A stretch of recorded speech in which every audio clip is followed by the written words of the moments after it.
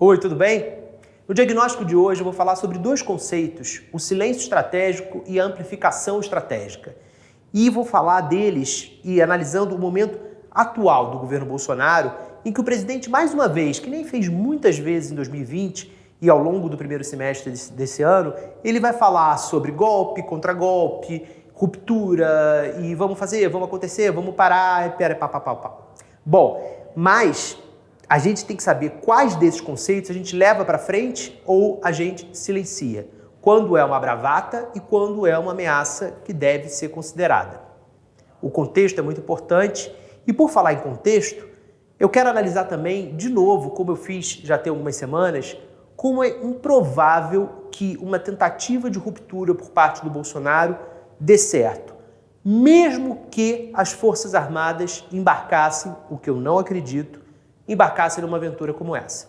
Vamos lá? Depois a gente fala do silêncio e da amplificação estratégica. Primeiro, vamos falar sobre a improbabilidade de algum golpe, alguma ruptura do Bolsonaro dar certo. Você já parou para pensar o que seria o dia seguinte de um eventual golpe?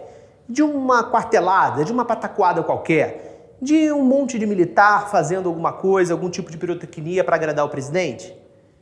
O Bolsonaro ruiria na sua própria decadência.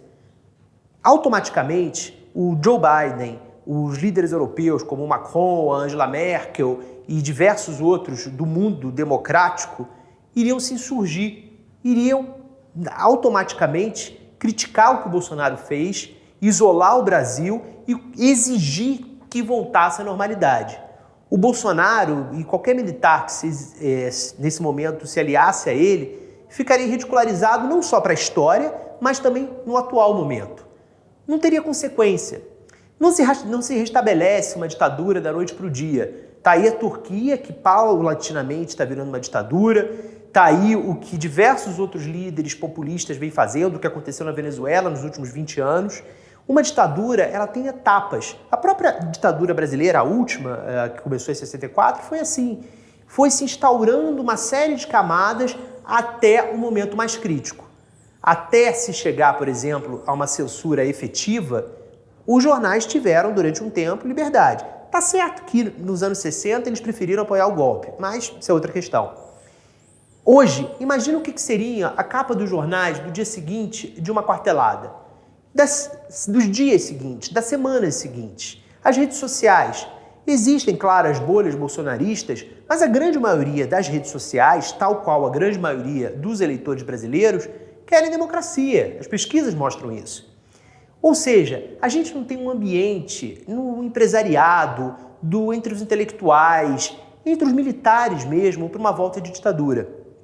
A gente se preocupa adequadamente, eu acho, com os indícios de que a cúpula militar atual, ou seja, o ministro da Defesa e os 3 comandantes das forças, estão fazendo o que o Bolsonaro quer, que viraram garotos de recado e tudo que meu mestre mandar do presidente. Tá certo da gente se preocupar com isso, mas não há indicativo de que isso tenha consistência para baixo deles. O militar hoje tem que fazer um cálculo muito difícil sobre o quanto que ele estica de corda, como o presidente quer que as instituições estiquem, e quanto que eles batem pé e correm risco de serem afastados de seus cargos. Esse é um poder de decisão de todo oficial. É um momento de decisão, não é poder de decisão que eu quis dizer, é um momento de decisão que todo oficial tem que passar. Os próprios 3 comandantes têm que fazer esse cálculo. Eles sabem que se eles não fizerem o que o Bolsonaro quiser, eles vão ser demitidos, tais quais os outros foram. Eu não vou entrar aqui na discussão sobre o que deveria ter sido feito pelas instituições já na primeira ameaça do Bolsonaro. Eu já escrevi isso em outros momentos, eu já falei que pelo menos a abertura de um processo de impeachment o presidente deveria sofrer. Quando não, a conclusão e a cassação do mandato. Mas vamos considerar que isso não aconteceu e não tem condições hoje ainda para acontecer. Com o cenário que a gente está hoje, o que o Bolsonaro pode fazer é continuar na bravata. Muito dificilmente, nesse 7 de setembro que vem sendo alardeado, e o cantor Sérgio Reis, que fez, curiosamente, a novela Rei do Gado, ele veio propagando, isso dificilmente vai acontecer, vai ter esse impacto que ele falou. Mas a gente, e quando eu falo a gente, sou eu, jornalista, nós jornalistas, mas você também, leitor, você que segue a coluna, segue o Metrópolis, segue a imprensa nas redes sociais e está preocupado com o que recebe no Zap, com o que lê na imprensa, você também tem uma responsabilidade. Você tem que saber a hora de você estrategicamente amplificar um conteúdo e a hora de você estrategicamente silenciar. Eu considero que as ameaças do Sérgio Reis, para serem passadas para frente, só deveriam ter sido passadas mostrando a inconsistência delas.